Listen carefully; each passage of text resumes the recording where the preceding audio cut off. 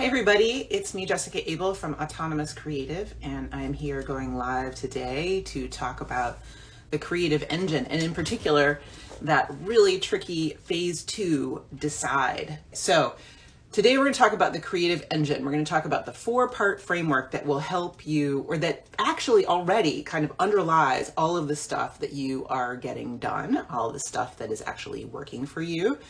And there's particular stages of this creative engine that can get sticky and problematic. This is the creative engine. This is the whole framework for the creative engine. You can see arrows that give you a direction here that goes from collect to decide to act to reflect. Let's talk about the collect phase first, because that I'm calling phase 1. Now this is a cycle, and so wherever you are is the first phase you're in. The numbers don't matter that much. But the collect phase is one that we will all recognize. The collect phase is when you are preparing. You're gathering everything you need. And that can be anything from doing research at a big library and gathering, photocopying stuff, or Googling things and copying images or whatever it is, to studying, to learning your craft, practicing things, doing a lot of outlining, compiling, bringing things together. The initial stages of collect are super exciting, and it's the shiny object moment when all possibilities seem present at the same time. And it's an incredible feeling to be in that moment. But then as things start to become more real, it's frequent that people will stop sharing. There we go. It's frequent that people will get stuck in collect. It's really common to get stuck there because of perfectionism, essentially, because you're thinking about how the thing's going to end up on the far end of what you're doing, and you can't imagine how you're going to be able to get there, and therefore you just keep studying, you keep gathering research, and let me know if this sounds familiar to you, because it's very, very common to get stuck in collect. And a lot of times people get stuck in collect because they're missing the next phase. They're missing decide, and they're trying to go from collect to act. They're saying, I have all this stuff, now I should be able to do the thing. But when you're doing the thing, you have to narrow down the possibilities, essentially, when you're actually going to do the thing. So I want everybody to think about this for a moment. And the first step in getting out of collect, escaping from the collect phase, is self-forgiveness. It is self-compassion, and saying like, hey, it's cool that I did this. First of all, it's necessary. We all need to go through some kind of collect phase in order to gather the pieces together that we're going to need to move forward. Maybe it doesn't need to be this long, but I needed to do this. And not only that, I learned great things. I researched awesome stuff. I'm really excited about what happened. And so that's all awesome and valid. And so don't get hung up on the idea that you're stuck there. But recognize after that self-forgiveness that, okay, now I need to get to the act phase where I'm actually making the thing. So what do I need to do next? Well, what you need to do next is you need to decide. You need to take all of that world of possibilities and narrow it down to whatever your next step is. So the first thing you do is that you need to decide what you're deciding. You need to determine what you're deciding. What is the thing that you need to be looking at in order to decide what your next step is? And this often is it's kind of tricky, like what's the first sentence or something like that, but it's usually not something like that. I mean, sometimes it's even as simple as, when am I going to do this? Maybe it's, what notebook am I going to use? Maybe it's, what is literally the first thing I need to do in order for this to move forward? And so that is the beginning of getting through the decide phase, is figuring out what the decision is to make. And sometimes you have to dig down a few levels. Sometimes deciding is like, I need to decide that it's okay for me to do this project, even though it's about my mother and she's alive and she might have feelings about this. You have to make a decision that you're going to move forward with it, even though that might be something problematic that you're going to need to deal with down the line. So it's a dilemma. It's a hard decision. And I'll talk about dilemmas in a second. So one of the techniques I talk about is the idea of QTAs, questions to answer. So one of the ways to get to what are the decisions you need to make is start asking questions. Ask yourself, what is this that what am I setting out to do? What are the parts that go into that? Who are the people I need help from? What are the things that might be missing? Ask yourself these things open-endedly and see what it can bring up. See if you can get down a few layers, a few levels. So once you have that and you have some QTAs, then you can move on to the next step. And this framework that I'm teaching here, and I'm going to be doing another live about this next Wednesday about the ACT phase, which is the other really sticky one, which is where you actually do the thing, is this really, really powerful way of thinking your way through projects. And those projects can include making the actual thing, can also be publicity for the thing, which is often what we skip because we're like on to the next thing and it's scary to put your stuff in front of people. So when you're making this decision, you have a sense of what it is you need to decide because you've gone through QTAs, you see kind of what the issues are that you need to decide on. It might just be like this project or that project, what are the things you need to decide on? I teach this idea of using a variety of criteria. And the list of criteria is very, very personal. So I want to say that up front. You need to be thinking about the criteria that you need in order to make a good decision. A lot of times we just think we should just be able to make a call, but we're not looking at what are the issues involved. So I teach 4 main criteria that usually come up. But in addition to those 4 criteria that usually come up, there are also personal criteria. So the 4 criteria that are very commonly useful for making a decision is, number 1, is it a quick win? Is it something that is almost done, but not quite, and if you just put a little effort into it, you could be finished? Is it something where you can, it's just a short project and you could do it and sort of, finish it really quickly? The second criteria that I frequently talk about is follow the money. So if this is something that is supposed to make money, or you're balancing 2 different options and one of them brings in money and one of them doesn't, and they're equally good in other ways, that needs to be, if that's a criteria for your life, that needs to be a criteria in this case. There's no point in denying that that's a criteria for you. Number 3, platform building. So is this a project where if you finish it, it will build bridges for you? It will be something where your audience members will learn about you, where colleagues will learn who you are, that builds a kind of your ecosystem of what you're about and what you do in a way that people can share it, in a way that people can learn what it means to them. So I think our podcast is actually a really good example of that, acpod.show, where I talk to other professional creatives about how did they get where they are today, what was their path, what were the big moments, the big pivots in their life that they had to make. And that's what I'm interested in. That's what I'm teaching. And so it makes perfect sense for me to do that. I don't get paid to do that. In fact, I pay quite a lot to do that because I get a lot of help from Lou and from other people involved in the production of that. But it's worth it to me because it's a platform building project. Finally, big picture. So is this something that contributes to the larger picture of where you want to be in the future with your work? Is this a stepping stone on the path that's going to get you there? Now, again, these are just 4 criteria. Almost every project you will have at least 5, maybe you'll have 10 criteria that really matter to you.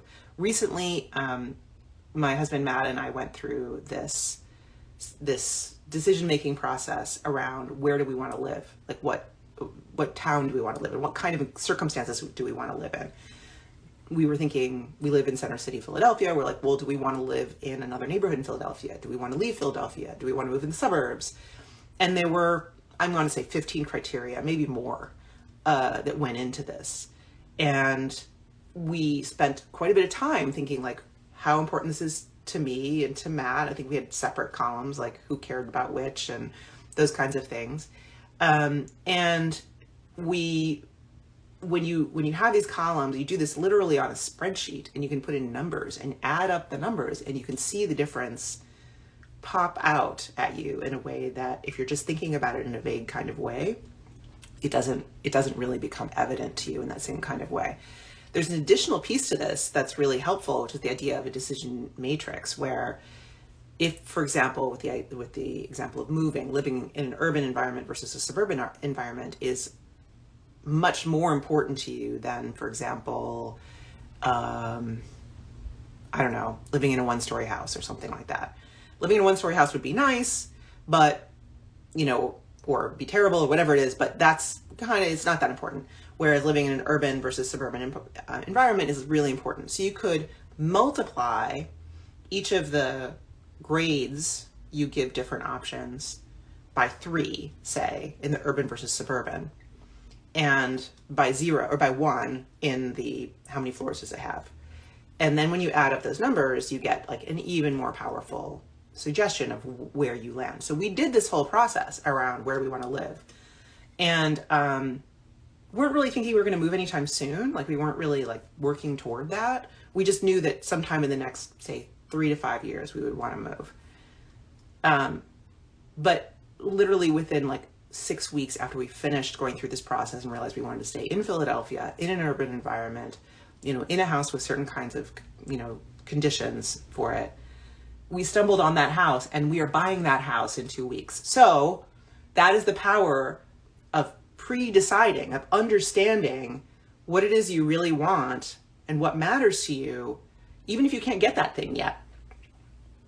And when we made this decision about this house, it was like super fast, and I felt really like nervous about that. But Matt reminded me, he's like, we've done all the work already. We did all the work deciding this, and this house checks off 95% of these boxes. And I went through the matrix and did it. I like added the house in and put the thing in. It was off the charts. It was totally clear that this was the right decision because we'd gone in when we had the margin, the space to really think about what mattered to us, and we put those things in place. So that's what I would encourage you to do with your creative projects, with your professional moves that you want to make, is think through what matters to you and create those kinds of decision-making tools when it's not an emergency. And if it is an emergency, do it also. Just do it, because you don't want to not do it. You want to make good decisions about this stuff. And once you do it, you can feel really confident in your decisions, and they're based on something. It's not just, you're just not pulling it out of a hat. You're actually making a decision based on what matters to you. I want to ask you, what are you deciding today? What is it that you need to decide about? And then I want to ask you, of the options that are available, what are you willing to say no to? Because one of the things about the decide phase that's super, super hard is that when you decide, it means that you're committing to one option, which means you're saying no to all the other options that would take up that same space in your life, right? I'm moving to a new house. That means I'm not moving to some other new house. It's really, really important to understand that there's a trade-off involved when you make a decision, and that's why it's hard. That's why it's okay that it's hard. If you feel like it's hard, it's hard. That's not fake. So you really pay attention to that and give yourself credit, for doing the hard work to make the decision, because it's a real thing. It's a real thing. So what are you deciding about today? What do you need to decide about? What is waiting for you to decide and you're avoiding the decision? And let's think a little bit about, why are you avoiding that decision? Do you need to say no, potentially, to other actual humans, like to their face, or God forbid in a text, do you need to have a hard conversation with people about, no, you're not going to get involved in this thing that they want you to get involved in? And whether or not that's the case, what will definitely be the case is that you will have to say no to yourself about some things when you say yes to something else. Yes is powerful, yes is amazing, and yes takes space away from other things. And so saying no to yourself is probably the hardest part of making a decision. So what will you say no to in order to make space for the thing that you really want to do? How can you make that decision today? I want to invite you to DM me for details on our private podcast feed, where this will be in the feed and be available. All right, so D. Fishershin says, I need to decide what book to write. Okay, that's a tough one. There are a lot of things that go into that. I mean, if are we talking fiction versus nonfiction, poetry versus fiction? Do you have publishers lined up? Do you have subjects lined up? What are the criteria that need to go into the decision about which book to write? Is one a quick win? Like you have it, very far along and you just really need to buckle down and finish it. What are the ways that you can sort out the advantages and disadvantages of the different book options? I didn't talk about the concept of dilemma yet. So as a writer, you'll appreciate this. When you have a dilemma, narratively speaking, you have a character who has two or more options to decide between, but all options carry both positive and negative consequences. So nothing's clean. Nothing's like, oh, that's a gimme, no problem. And if you, narratively speaking, they're extremely useful. I mean, it gets us very, very involved in a character's life, right? But when you have dilemmas in your own life, which by the way, you probably are sitting in the middle of like 10 right now, I guarantee, like if you look carefully, there's a bunch in there.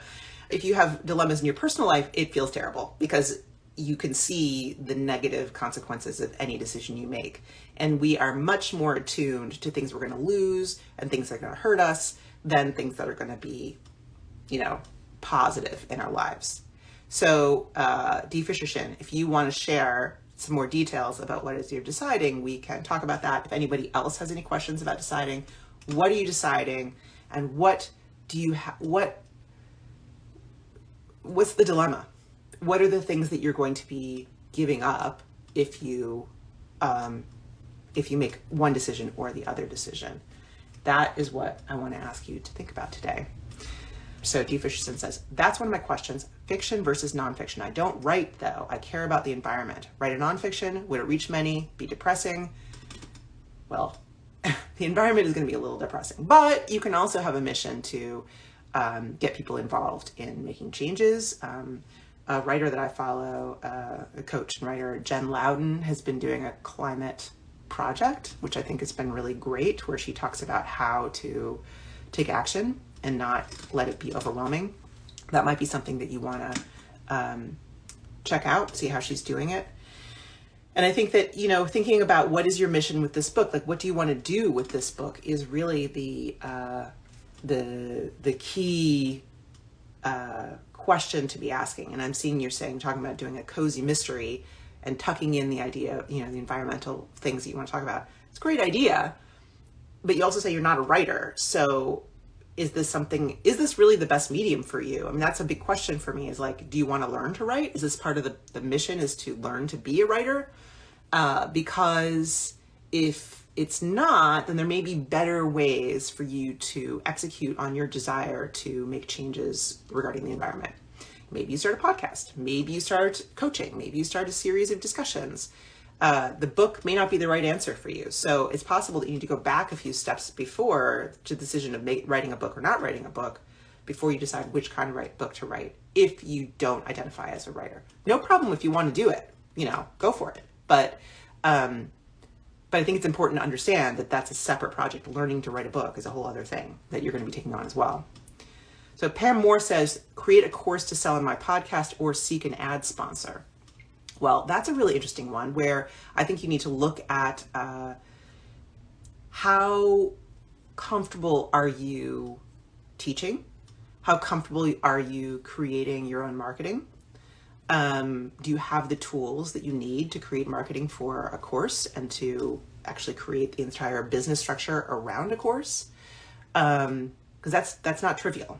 By the way, that is something that we can help you with, at least the marketing piece of it, in Authentic Visibility, which is one of the 2 programs that are going to be on special next week for Black Friday. So Pam, be in touch.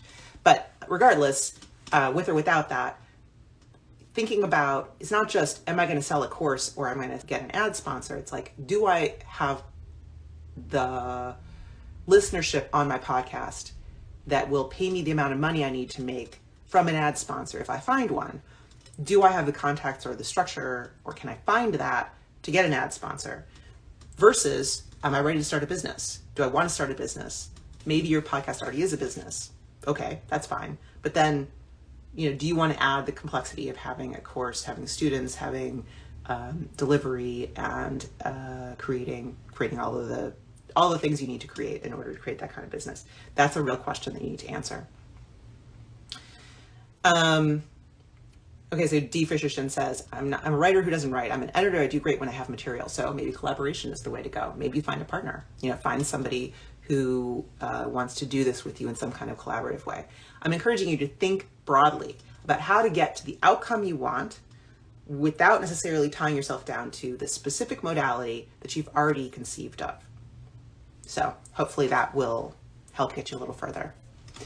Once again, if you DM me, I will get you the link to get into our private podcast feed where this will be archived, and you can get access to this as well as newsletter things we do and those kinds of things. Okay, thanks a lot, you guys. Bye.